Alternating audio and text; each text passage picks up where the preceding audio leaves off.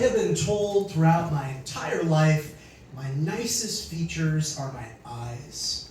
Thank you. Usually an applause break. I'll take it. This is very sweet. Also a little bit of a bummer because they are right next to my worst features, the bags around my eyes. But even though I have nice eyes, nobody fall in love with me. I'm married. You can't handle all 5'7" and 100% self-loathing of this. So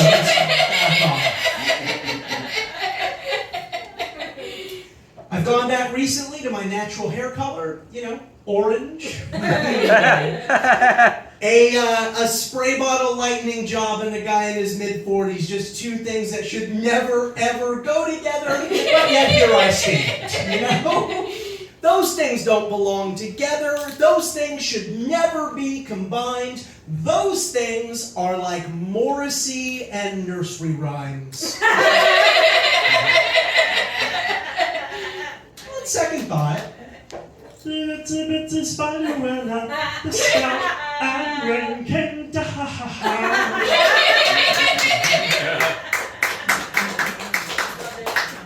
A little bit of applause for my super topical Morrissey impression. I'll take it. Yeah, I'll take it. Whiskey Cellar, I never know what to wear to do stand-up comedy.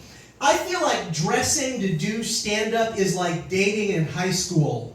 Equal parts artificial confidence and purposely being kind of pathetic. Like it's that mix that determines how well you do. It's that mix that determines if you spend the whole movie making out or if you sit there side by side actually watching Interview with the Vampire. I'm glad you enjoyed that reference to 1994's Interview with the Vampire. Yeah.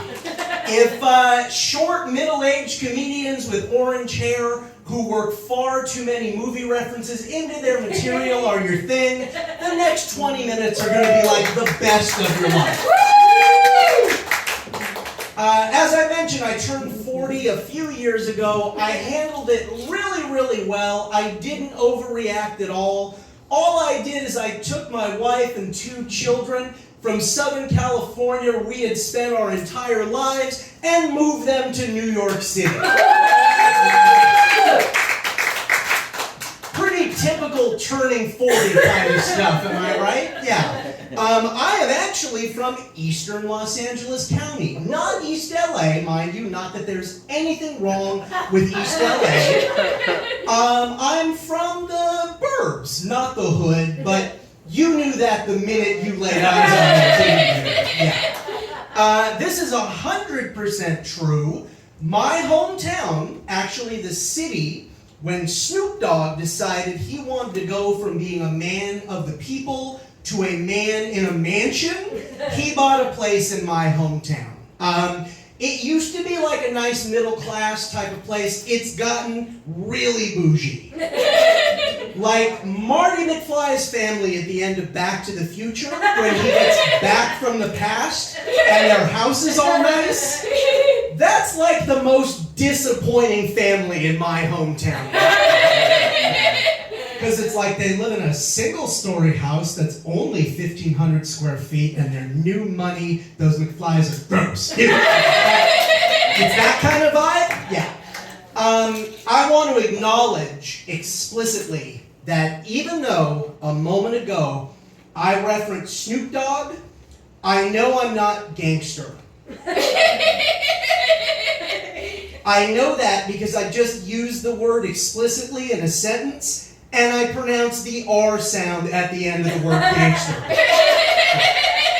Anybody who can't pull off that A apostrophe sound and who knows what an apostrophe is, definitely not gangster.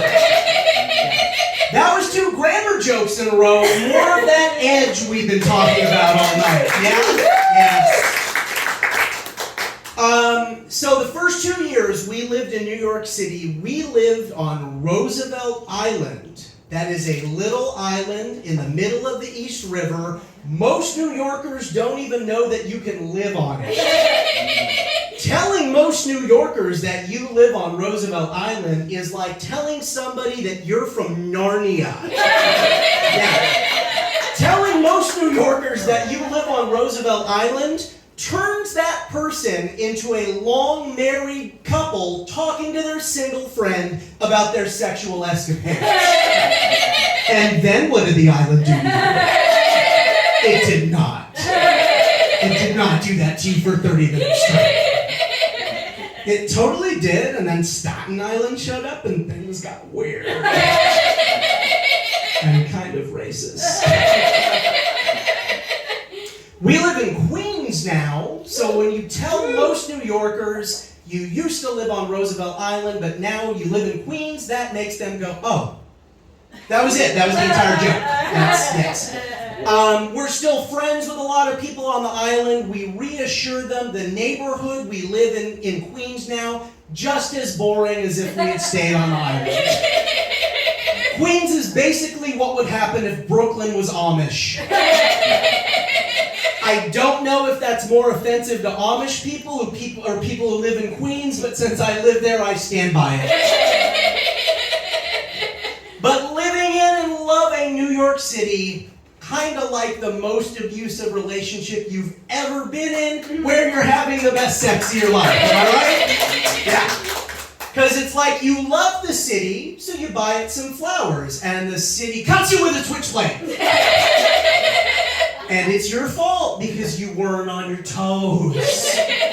Or you're in the park literally doing nothing, the city walks up, gives you a bloody nose, gets right in your face and screams, "You make me so crazy, Bryan, this is your fault," and storms off.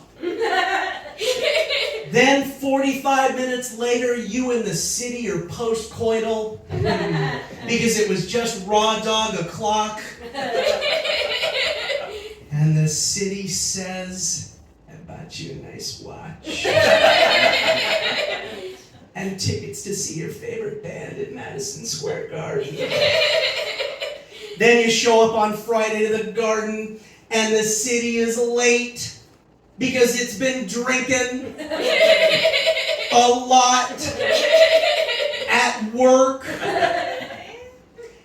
And it's not your favorite band. It's Billy Joel. But then later, when you're standing in line to buy two $17 beers, the only reason you see Marty Scorsese rushing through the garden is because the city pointed him out to you. And you say, "Oh, New York, I love you. Let's have an unplanned pregnancy together." As I mentioned, I am the proud father of two amazing kids. That was not a joke. It is an applause. And nobody get angry. You're easily manipulated, just like me in my marriage.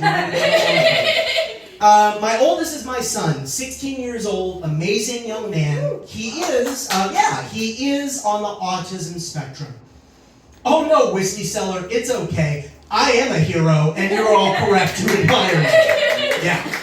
I was reflecting a little while ago, though, I don't want this to come to be, but if something ever happened to my wife, 6 months of tasteful public mourning on social media, I'd be all ready to disappoint hundreds of women in bed. Oh, come on, Whiskey Cellar. A dead wife and a son on the autism spectrum? That's like one small step down from me being 6'2", being just a little bit mean, and actually liking myself.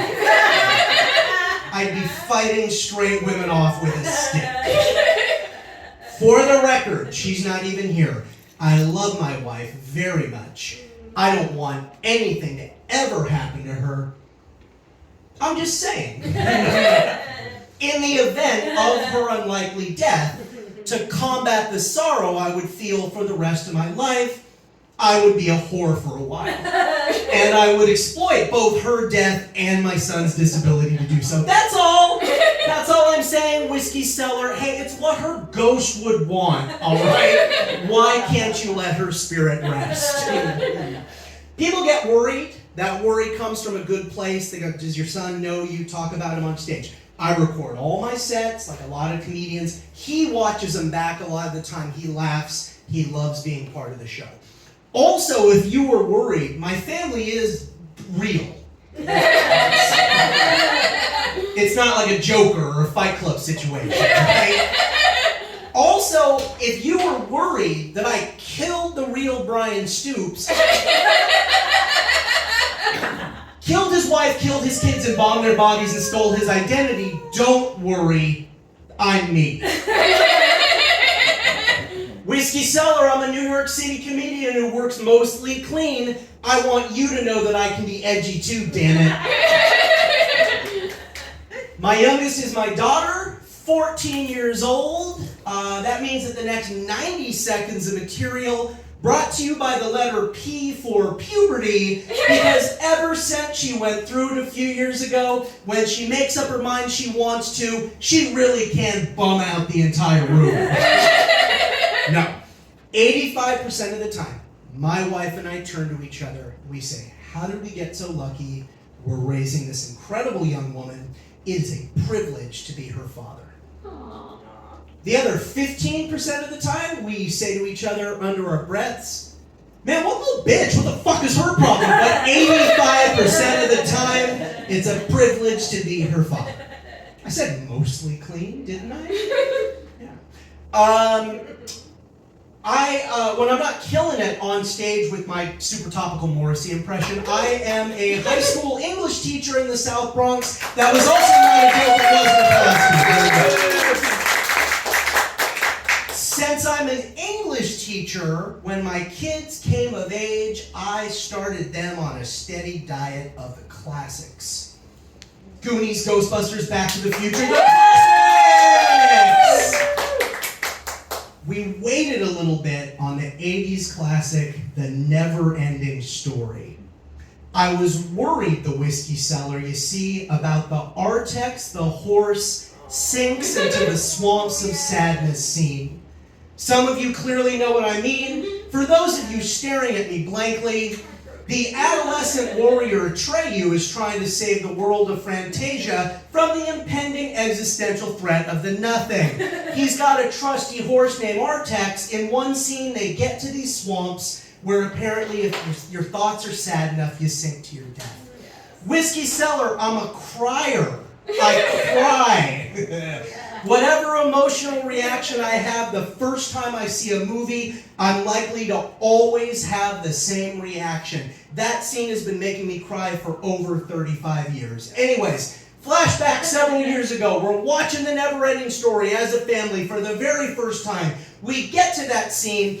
Artex starts sinking. Atreyu cries out. It fades to black. I'm crying. My daughter turns to me and says, what did that horse even have to be sad about anyways?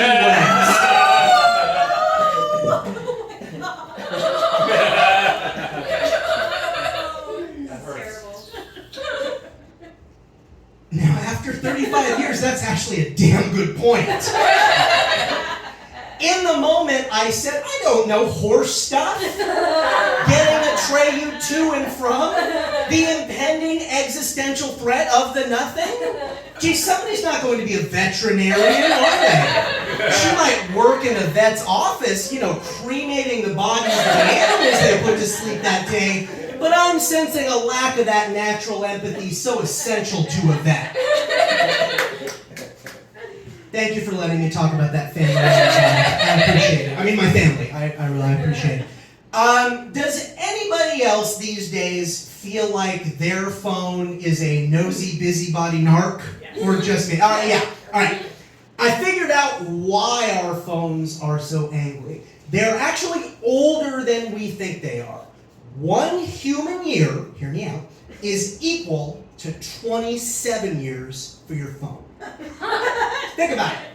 End of the first year, your phone's wearing like tight, sexy cases with all the glitter on them. They can go all night on a single charge. They download any app that looks attractive without protection. 27! End of the second year, your phone is 54. Now on a Sunday morning when you roll out of bed and grab your phone first thing, your phone's like, look, buddy, all I want is 10 minutes to drink my coffee and read my paper. Right? Your phone's over it. It's seen it all. Now in the app you browse, your phone is like, Bryan, do we really need this in our lives? End of the third year, your phone is 81.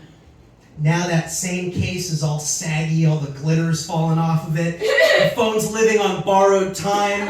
Those are those scary days when you have 17% battery life and then your phone just shuts off. You're all zen about it too. You turn to your friends, you're like, hey, we all knew this day was coming. I'm just glad we had the time we did with phone.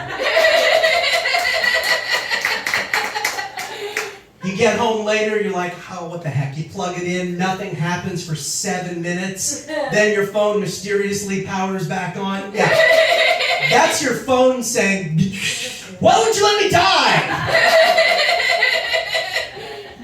Speaking of phones, God, what a horrible transition. I'll lean into it. Speaking of phones, I hate this trend of liking somebody's text. Yes. Liking somebody's text message is the laziest form of communication. Liking somebody's text message is the missionary position of communication. All the middle-aged ladies in the audience are like, you're a little short for me, Bryan, but you had me at missionary. You know what I mean, right? You're in the group text and you're like, we should do happy hour soon. All you get back, liked we should do happy hour soon. Which always makes me wonder, do the people in the thread want to do the happy hour? No? Okay. I also feel like, though, I was prepared for this lazy trend in communication. The person to do this valuable preparatory work, my wife, by never answering a single one of my calls in real time for the 20 years of our relationship. Anybody have somebody like that in their lives? Even though we all have phones now, you just can't get a hold of these people. Am I right? Yeah. This is completely true. Early in our relationship, my wife's family would call me when they couldn't get in touch with her. Bryan, do you know where Jean is? My wife's name is Jean. I say, no, I don't know where she's at. They'd say, this is really annoying. I'd say, is it? Is it annoying or is Jean just a pioneer? I also hate loving texts. Be there in 5. Loved be there in 5. You loved it. My text message. Huh. No, it's just entire multi-episode sitcom arcs have been devoted to when it is and is not the right time to use that verb. But you loved my text. Let's spend just a little bit of time with it. What did you love about my text? Did you love the diction, the word choice? Did you love the succinct nature of my communication? I got it. Did you love getting essential information without dealing with what could be the worst, most soul-crushing problem facing human beings today? Answering your phone when it's ringing. I'm going to start messing with people. I'm going to be in a group text. I'm going to write, we should get together soon, and I'm going to wait.